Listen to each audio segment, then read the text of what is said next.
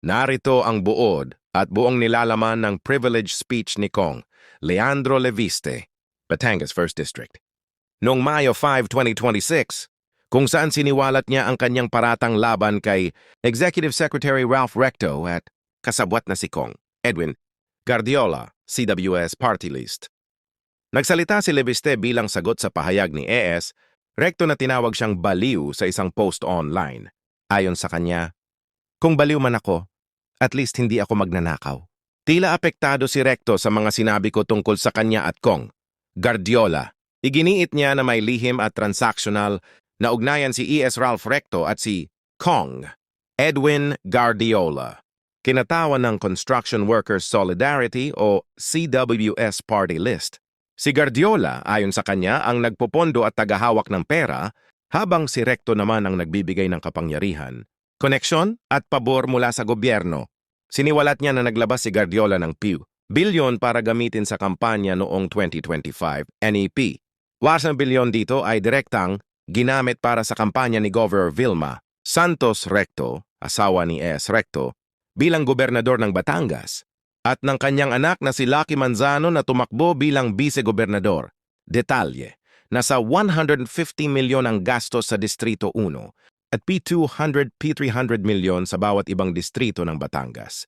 Ito ay tinawag niyang pambili ng boto at labis, na paggastos na higit sa limitasyon ng batas. Nakita daw niya mismo noong Abril 16, 2025 sa Punta Fuego, Batangas, na ipinakita ni Guardiola ang mga sakusakong pera sa harap mismo ni Ralph Recto habang hinihikayat siyang suportahan ang tiket ni Vilma at Lucky. Ito ang tunay na sistema ayon kay Leviste. Nagbibigay ng malaking pera si Guardiola para sa kampanya ng mga kaalyado ni Recto. Kapag nanalo na sila, ibinabalik ang pabor. Binibigyan siya ng mga malalaking proyekto ng gobyerno, kontrata at proteksyon mula sa mga ahensya. Dahil si Recto ang pinakamakapangyarihan sa gabinete, kontrolado niya ang daloy ng pondo at mga kontrata, kaya si Guardiola ay laging nakakakuha ng pabor kapalit ng pondo at pera. Binanggit din niya na hindi lang sila ang ganito. Sinabi niyang halos lahat ng kongresista at opisyal ay gumagawa ng ganitong sistema. Bumibili ng boto, tumatanggap ng pondo mula sa mga negosyante o grupo at nagbabalik ng pabor kapag nanalo na. Pero sa kaso ni Recto at Guardiola, sobra at hayagan daw ang ginagawa. Tanggalin sa pwesto si ES Ralph Recto dahil ginagamit daw niya ang kapangyarihan ng kanyang opisina para sa pansarili at pampamilyang kapakinabangan at nagsisilbing tagapagtanggol ng mga tiwaling negosyante. Imbestigahan si Kong Edwin Guardiola kung saan galing ang pera, paano ito inilabas, at kung paano siya nakakakuha ng mga kontrata sa gobyerno. 3. Imbestigahan ang lahat ng kontrata at pondo na dumaan sa impluensya ni Recto mula pa nung siya ay kalihim ng pananalapi hanggang ngayon bilang Executive Secretary. Kaya sa 6 na distrito ng Batangas, sinasabi ng iba na aabot ng 2 bilyon ang ginastos ni Recto at Guardiola. Lalo't mas malaki pa ang ginastos sa lipa. Pero hindi po ko bubuksan ang mga kinatawan ng lipa sa aking pahayag na ito. Pero sabihin na lang natin na 1 billion pesos ang ginastos ni Recto at Guardiola sa 2025 elections. Noong April 16, 2025 naman, inimbita ako ni Congressman Guardiola na mag-dinner sa kanyang bahay sa Punta Fuego na Sugbo sa aking distrito kasama si Secretary Recto na makikita sa mga picture na ibinahagi ko sa Facebook para hingin aking tulong para kay Vilma at Lucky. Pagkatapos, umikot ako kasama si Kong Guardiola at mga tauhan ng mga Recto sa iba't ibang bayan ng aking distrito upang i-endorse ko ang V-Lucky sa mga leaders ko. Pagkatapos ng mga meeting, nakatanggap ako ng reports na may ibinigay umano na cash para ikampanya si Vilma at Lucky na galing raw kay Congressman Guardiola. Tila si Congressman Guardiola ang gumagastos para sa kampanya ni V-Lucky. Batay sa aking mga nakita sa aking distrito at sa mga pagpupulong at materyales kung saan ang nakalagay ay Vilma Santos Recto, Lucky Manzano at CWS Party List. Ang ibang mga politiko sa Batangas ay pwede ding tumestigo na si Guardiola ang gumagastos para sa mga Recto. Kahit pagkatapos ng eleksyon, Ibinahagi ko din sa Facebook ang picture ng meeting ni Gov. Vilma at Secretary Ralph sa mga mayors ng Batangas sa Tagaytay Highlands noong August 15 na ayon sa mga dumalo ay hosted by Congressman Garjola. Kung mali ang aking impormasyon, narito naman ang ibang mga kinatawan ng Batangas at pwede nilang sagutin ngayong araw na ito ang aking mga pahayag. O pwedeng magpatawag ang Kongreso ng pagdinig. At kung totoo na 1 billion pesos o mahigit pa ang ginastos ni Congressman Garjola para sa mga rekto sa nakaraang kampanya, ang susunod na tanong ay, bakit si Garjola gumastos ng mahigit 1 billion piso para sa mga rekto? Ito ba ay pagkakaibigan lang o may ginagawa ba si Ralph Recto as Cabinet Secretary of the Republic of the Philippines para makapaggastos ng ganito si Garjola? Sa aming dinner noong April 16, inalok ako ni Congressman Garjola na magpartner sa kanya at kay Secretary Recto sa pagnenegosyo sa DPWH sa aking distrito. Sa sistema raw na ginagawa nila noon pa sa Lipa at sa ibang mga bayan. Tukuyin ang mga lugar para sa mga road opening ng DPWH. Sabihan ko daw sila pag meron akong mga nakita para makasama sila sa bilihan ng lupa. Kayang tumulong daw sa pagpondo ng mga proyekto ng DPWH si Secretary Recto dahil siya ay nasa kabinete at si Cong Garjola din ay malakas daw sa DPWH at maaaring siya na ang bahala sa kontraktor. Sa ibang pagkakataon, ipinagmamalaki din sa akin mismo ni Secretary Recto na bago niya pinopondohan sa DPWH ang mga bypass roads sa Lipa, kinokondisyon pa niya sa mga may-ari ng lupang dadaanan na magbigay sa kanya ng parte ng lupa sa mababang presyo. At iba't ibang mga tao ay nagkwento din sa akin na gawain ni Recto ito. Kung lehitimo man ito, mabuti at maging transparent si Secretary Recto sa kanyang yaman. At kung ang ginagastos ni Cong Garjola para sa kampanya nila ay may kaugnayan sa pagiging kontraktor ni Garjola sa Batangas. At sa halip na tumigil ang mga ito matapos pumutok ang flood control investigations, mayroon bagong regional director, ang DPWH 4A na si Carolina Pastrana na dating Batangas 3rd District Engineer, ang distrito ni Congressman Garjola sa Mataas na Kahoy, Batangas, na sinabi ay pinili ni Recto dahil siya ngayon ay Executive Secretary na may hawak ng appointments sa Malacanang. Siguro naman hindi ito alam ni Pangulong Marcos, kaya inilalahad ko din ito ngayon sa Kongreso para makita ng lahat ang koneksyon ni Recto at ni Garjola at ang epekto nito para sa buong bansa. Tatalakayin ko pa sa ibang pagkakataon ang mga anomalya sa DPWH sa Batangas. Nalulungkot ako para kay Secretary Recto at Governor Vilma Santos dahil matagal na silang nasa politika na may mga pangalang inaalagaan. At ngayon pa lalabas ang mga isyong ito. Pero mas nalulungkot ako para sa Batangas at sa ating bayan dahil sa mga ginagawa ng mga pinakamataas na opisyal gamit ang pera ng bayan. Lalo kung hindi man lang tutugunan ang mga aligasyong ito at kung hindi inaaprubahan ang pagbaba ng VAT at mga buwis sa langis o ibinibigay ang ayuda para sa lahat na nabanggit ko na sa mga nakaraang pagkakataon. Kung hindi totoo ang mga sinasabi ko ngayon, hindi dapat tahimik si Secretary Recto at Governor Vilma tungkol sa umano'y korupsyon sa DPWH sa Batangas at ang mga aligasyon kay Cong Garjola na tinawagan ng ICI na binuo ng gobyernong ito bilang isa sa mga pinakamalaking kontraktor ng DPWH sa Kongreso. Mabuti kung ipaliwanag nila kung totoo bang malaki ang ginastos ni Garjola para sa kanilang kampanya at ano ang kapalit at kung si Garjola ay kaibigan lang ba o funder din. At kung hindi sasagutin ni Secretary Recto ang mga aligasyong ito, hinahamon ko si Yusek Claire Castro sa susunod niyang press briefing na sagutin kung tama ba na may ganitong aligasyon kay Executive Secretary Recto, bakit hindi pa sinasalang si Secretary Recto sa Commission on Appointments at kung ayaw din ba nilang buksan ang mga detalye ng dalawang kasong plunder ni E.S. Recto sa Ombudsman. Mabuti ding magpaliwanag si Yusek Castro kung bakit ba talaga natanggal sa pwesto si Executive Secretary Lucas Bersamin nang walang paliwanag at ipinalit isang respetadong dating Chief Justice ng Supreme Court sa isang taong ngayong may 2 kasong plunder sa Ombudsman.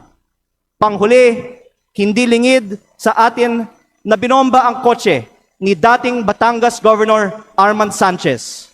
Mapanganib ang politika sa Batangas kapag malaking tao ang inyong binabangga. Kaya kung ito man ang aking huling pagkakataon, nais kong dagdagan, hindi lang DPWH ang posibleng pagkukunan ng pondo ni Recto at Garjola. Dahil ayon sa mga politiko sa iba't ibang mga bayan ng Batangas, ang nasa likod ng STL operator ng Batangas, Refresh Gaming, ay si Recto at Garjola, na ang isang humaharap para sa kanila ay si San Juan Vice Mayor Anthony Marasigan, kahit na iba ang mga tao sa GIS ng kumpanya. Habang nasa kabinete ng Republika ng Pilipinas si Secretary Recto, mayroon bookies o second table ang Refresh sa kanyang sariling lalawigan. Kaya nananawagan din ako sa Kongreso na imbestigahan ang operations ng Refresh Gaming Corporation sa Batangas.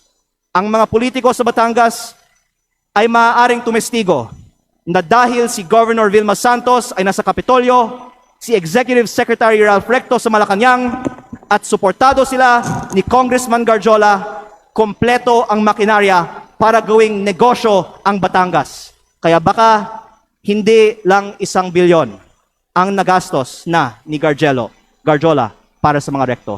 Maraming salamat po. Majority Leader. Mr. Speaker.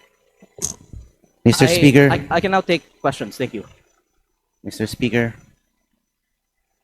Majority Leader.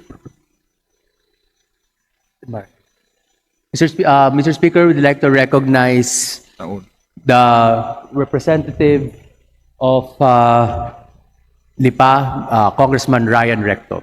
The Honorable Ryan Recto is now recognized. Please proceed. Good afternoon, everyone. No questions to be asked on my end. Mr. Speaker, I would just like to make a manifestation to set the record straight regarding the issues raised by my fellow representative from Batangas on the alleged issues that were narrated. First, while this representation recognizes the importance of legislative oversight, I believe that it is equally important that information shared in this plenary is accurately based on facts, not assumptions, not insinuations, and certainly not on incomplete information. Hindi po dapat ginagamit ang plenaryong ito upang lahad na mga haka-haka o paratang na walang sapat na basehan.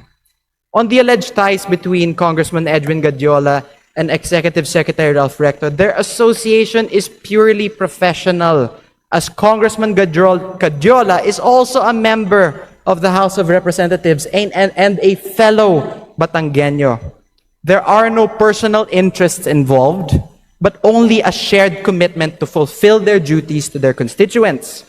Walang katotohanan ang mga alegasyon ni Congressman Leviste na mayroon silang may mga maanomalyang transaksyon. Fake news po yan, Mr. Speaker. This representation is not privy to the motives of my colleague from the 1st District of Batangas, but let it be known, hindi po tayo basta-basta nagpapadala sa mga inimbentong issue dahil alam po natin kung ano ang katotohanan dito. In fact, I will not stand idly by and let these so-called facts be presented as truth. Let it be a reminder that Executive Secretary Ralph Recto has served as congressman and senator for decades, representing not only Batangas, but also the broader interests of the Filipino. And same goes for Governor Vilma Santos Recto. Mr. Speaker, and to all my colleagues here and to the general public, let us just focus on the facts and let us uphold the process. And most of all, let us keep our focus on our constituents and serve them with integrity. And on the subject of VAT, pagdebatihan po natin yan dito sa Kongreso. It is not the job of the executive, but our job as legislators, and we're always open for that. Thank you, Mr. Speaker. Mr. Speaker, may I respond? Majority Leader. Mr. Speaker, may I respond? Mr. Speaker, I'd like to recognize the congressman for the 1st District of Batangas, Thank you. Congressman Leandro Leviste. Please respond. Unang-una po, ako po ay nagpapasalamat kay Congressman Recto na gusto niyang talakayin ito ng mas mahaba siguro sa Kongreso.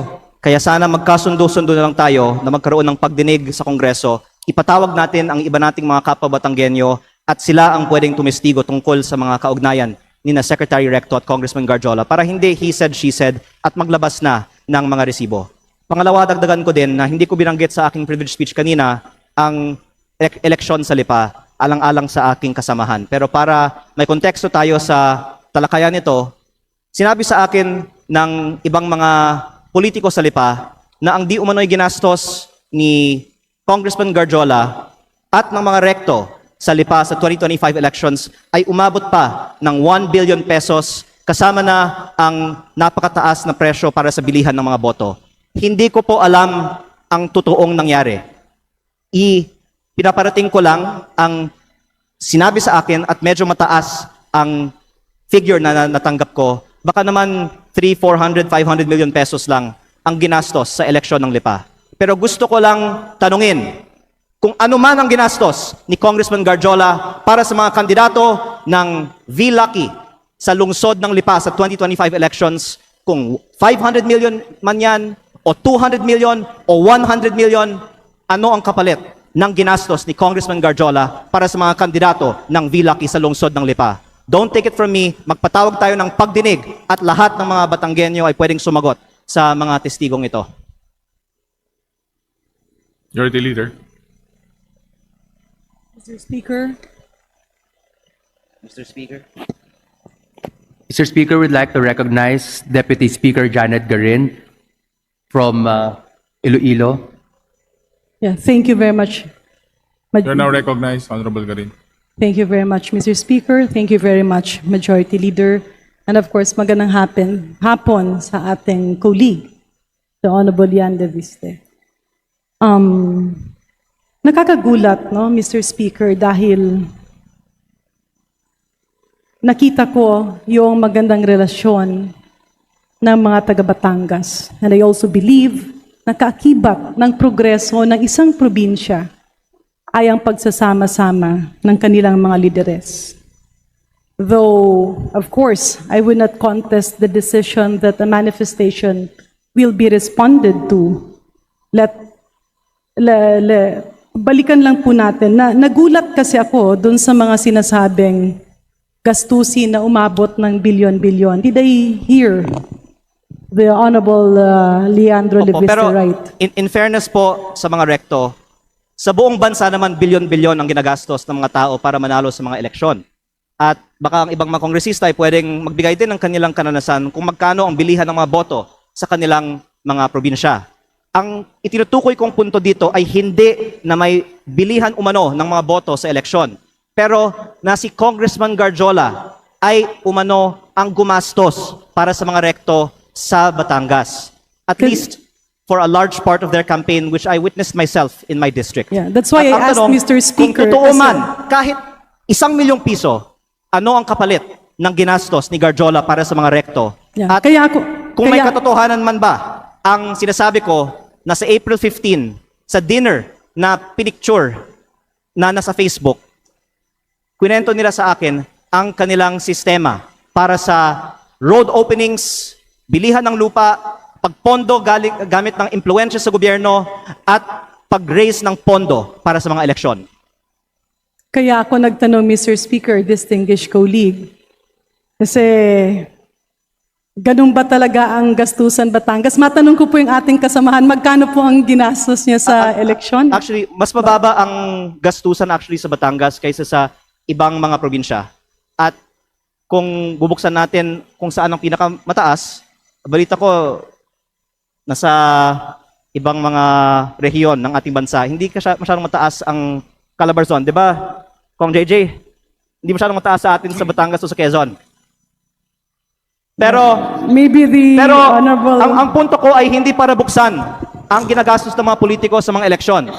Ang punto ko ay bakit ang isang kontraktor ay gagastos para sa mga politiko? Kung election spending ang bubuksan natin, hindi tayo matatapos ngayong araw. Ang punto ko, bakit ang kontraktor, ang lantaran, nag-host ng mga political events para sa mga politiko sa Batangas? Mr. Speaker, would the Honorable J.J. Suarez respond? But I would continue my line of questioning after his response. Sorry. Before we continue, let's put a little order here. Huwag nating gawing free for all to, please. Ang punto ko, Honorable kung may- members kung of anong this ginagastos sa House. Quezon o sa Excuse me, Batangas, I'm addressing mas the floor, mababa sir. naman. Kasi Order. probinsya. I'm addressing the floor. Let's put a little order and let's put a little respect with our colleagues. Honorable JJ, please respond. You were called out. Yeah, thank you very much, no, Mr. Speaker.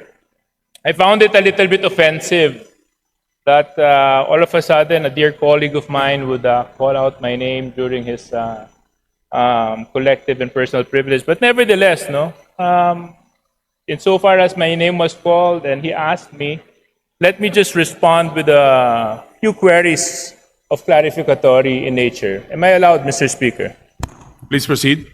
Kanina po na pinakikinggan ko ang pananalita ng ating kinatawan mula sa Batangas. Binanggit niya na may mga halagang ginamit sa kampanya. Totoo po ba ito? Opo, na ang mga leader Meron sa po aking ba distrito- tayong Yes. ebidensya na magpapatunay? Meron po bang dokumento? Meron po ba tayong hawak na anumang sinumpang salaysay na magsasabi na ganito nga po talaga ang nangyari? Unang-una po, Or tayo po ba ay bumabase lamang sa mga haka-haka at kwento at text at mga Facebook okay, messages? ilang sagot po. Unang-una, sa campaign sorties, nakikita natin na may gastos. At ang punto ko ay tila si Kong Garjola ay may ginastos para sa campaign sorties ng Vilma at Lucky sa Batangas. Pangalawa, ang leaders ko sa Batangas, ayon sa aking isinalaysay, ay nakatanggap ng pera galing kay Congressman Garjola at ito po ay para ikampanya ang Vilma at Lucky pero galing kay Congressman Garjola. At pangatlo, magpatawag na lang tayo ng pagdinig sa Kongreso para ang mga ibang mga politiko sa Batangas at hindi ako ang pwedeng tumistigo tungkol dito. Mr. Speaker, tayo po ay nahalal bago 2025. Taon po ngayon ay 2026. Kung talaga pong may mga ganong nangyari na maanomalya o questions of irregularities during the campaign, were the proper cases filed in COMELEC? Were ethics complaint filed in Congress? Why are we now standing here insinuating all sorts of illegal acts that happened in 2025 when so much time has passed? Unang-una Now po, I question, Mr. Speaker, the timing of all of this. Now, I even find it a little bit offensive na pati ako babanggitin. But I'll tell you one thing, Congressman Leviste. Ayos kami sa Quezon. Wala kaming problema doon. ang sinasabi in fact, ko mas, kami, mas nagkakasundo mababa at ang gastusin sa nagkakaisa. Quezon. Walang Well, kalaban ka naman sa nakarang eleksyon di ba? Congressman Leviste, Mr. Speaker, I'm sorry. I'm supposed to be respecting Please our rules. address the Mr. Speaker, unfortunately, I do not abide by comments of the good congressman from Batangas. I think it's totally uncalled for and baseless. And in fact, it's downright hearsay for him to make such allegations. And if indeed he has factual basis in anything and everything that he is saying, there were proper forums to do the same, to act on those allegations, to make the necessary complaints. Why now? Why here? Mr. Speaker. First of all, I would like to manifest that I appreciate the help that Deputy Speaker Suarez has extended to me in my first term as a advisor and mentor. And I do not mean any disrespect earlier by mentioning that. My point was that mas mababa ang gastusin sa Quezon at Batangas at sa Calabarzon kumpara sa ibang mga rehiyon. Pero ang punto ko ay hindi ang ginagastos sa election kung hindi ang pinanggagalingan ng gastos na ito. Lalo na kapag lantaran ang kontraktor ay nasa campaign sortie at ako nga ay may personal na karanasan na si Garjola ay gumagastos para sa kampanya ni Vilma at Lucky. Mr. But in Speaker- terms of your question, why now? I would like to say that my focus has been on transparency and accountability on corruption in the DPWH and the flood control investigations. Kasi hindi sapat na i-disqualify natin ang mga ang mga kandidato na may vote buying sa mga eleksyon. Dapat kasuhan para sa pagnanakaw ang mga politiko kapag sila ay nahalal na. Kaya yun ang inuna ko, yung pananagutan sa korupsyon sa DPWH. Pero kung pwede ko pong banggitin din, ako po ay hindi sinungaling. Ayokong bulahin ng taong bayan. Lahat tayo dito sa plenaryo ngayon ay may kaalaman na talamak ang vote buying at umaabot sa daan-daang milyon on average at minsan bilyon-bilyon ang mga kampanya ng mga kandidato sa Pilipinas. Kaya kung sino man dito ang magtatayo at nagsasabi na kasinungalingan ang sinasabi ko na umaabot sa daan-daang milyon, at the very least ang ginagastos ng ibang mga kandidato na nandito sa plenaryo ng Kongreso ngayon, hindi ako mahihiya na magsabi na sila ang sinungaling at ako ay nagsasabi ng totoo. Pero hindi ko balak buksan ng itong issue ngayon. Ang binubuksang issue ko ngayon ay bakit ang kontraktor ang lantarang gumagastos para sa kandidato, meron bang kapalit ang ginastos ng kontraktor na ito? Mr. Speaker. Deputy just- Speaker yeah. Suarez, please One- respond and we will wrap Yeah. up because One the 10 question minutes lang. has already expired. Please take na- note, Majority Leader. My colleague from my neighboring province of Batangas was right when he said that mag-iba siguro yung probinsya namin. Gusto ko lang malaman dahil sinabi niya mas mataas ang gastusan. Magkano po bang ginastos mo sa eleksyon mo? Actually, nasa Facebook po, namimigay ako ng libreng school supplies, ng libreng bigas pag may kalamidad, ng Christmas package, lahat po yan, personal ko pong gastos pag walang eleksyon. Magkano po?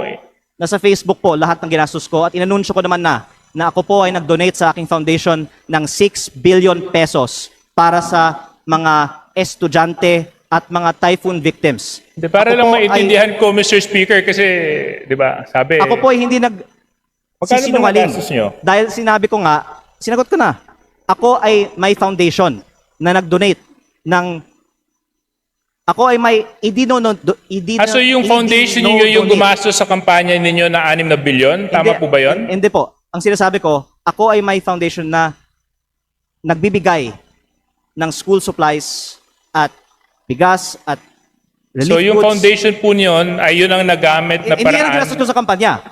Kasi patuloy akong namimigay pa ng tulong after the sa aking campaign. distrito. Opo. Pero kaya ako po binubuksan ito ngayon kasi wala akong itinatago. Naka-post sa Facebook yung mga ipinamimigay ko kasi yan ay hindi kapalit ng boto. At ayoko na magkukunwari tayo dito bago ko pa papangalanan ng ibang mga nakatayo sa Kongreso ngayon na balita ko ay may mataas na presyo ng bilihan sa kanilang mga eleksyon na itanggi natin dito na talamak ang vote buying at mataas na spending sa mga kampanya sa Pilipinas. Ang pinupunto ko lang po ngayon ay sa mga nakalap kong impormasyon, si Garjola ang gumastos para sa mga rekto sa Batangas. Please wrap up, honorable members. Yeah, I'm Final just... response. Yeah, Mr. Speaker, thank you very much for the time. Medyo nalito lang ako. Parang ang dami na natin pinuntahan na topic, from vote buying to business associates, May- to may also oras to naman tayo. partnerships, and to... Mr. Speaker, can we have like 2 hours for Right. this interpellation? My point is, Mr. Speaker, is there was a proper venue, there was a proper opportunity to take the legal recourse to address whatever concerns and allegations the good congressman. He had all of this.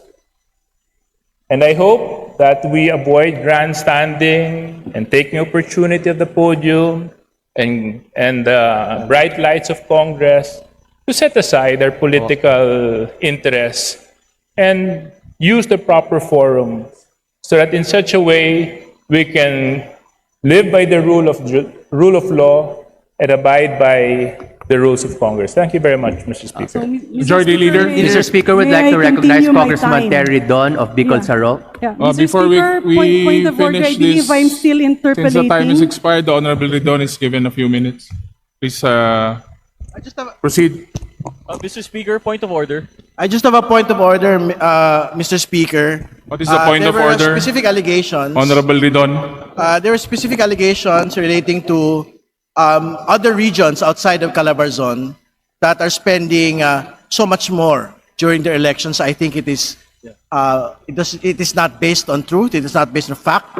It should be stricken off the record. I move to strike that particular section out of the record, Mr. Speaker. Mr. Speaker, I believe I was interpolating and the Honorable J.J. Suarez was allowed to interject. May I proceed with my line of questioning? Lipat lang po ako dun sa... Mr. Speaker, you have to decide on a point of order. Majority Leader, there was a point of order raised by the Honorable Ridon.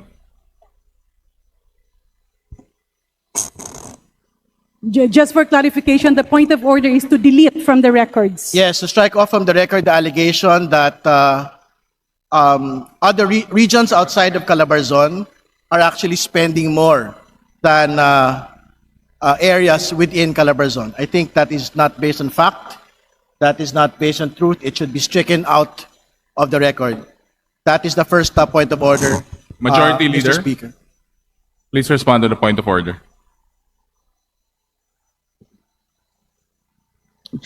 Move to strike out, Mr. Speaker.